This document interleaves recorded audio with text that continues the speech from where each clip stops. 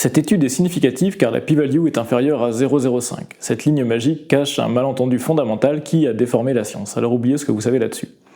La significativité statistique, c'est un seuil arbitraire, souvent 5%, pour trancher. Est-ce que nos données sont dues au pur hasard? Ce seuil concerne une valeur, la p-value.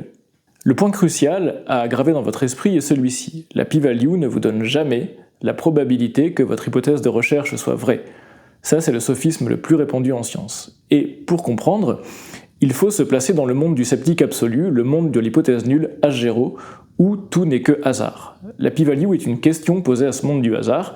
Si H0 est vrai, quelle est la probabilité d'obtenir des données aussi extrêmes que les miennes? C'est une jauge de surprise. Une petite p-value indique une forte incompatibilité de nos données avec le hasard. Si elle tombe sous le seuil, par exemple 5% ou 0,05, on rejette H0 et on se dit tiens, il y a peut-être quelque chose en jeu.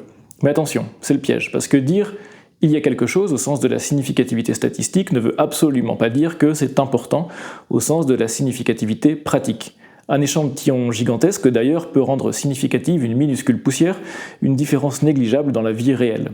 Un chercheur rigoureux ne se contente donc pas d'une p-value, il rapporte également la taille des faits, qui répond à la question quelle est l'ampleur de ce que j'ai trouvé? Quelle est la taille de ma poussière? Est-ce qu'on gagne 1 jour d'espérance de vie ou 10 ans d'espérance de vie pour ce médicament par exemple? Donc ne laissez jamais un simple 0,05 se substituer à votre jugement critique sur l'importance du résultat. Demandez-vous toujours, mais quelle est la taille des faits?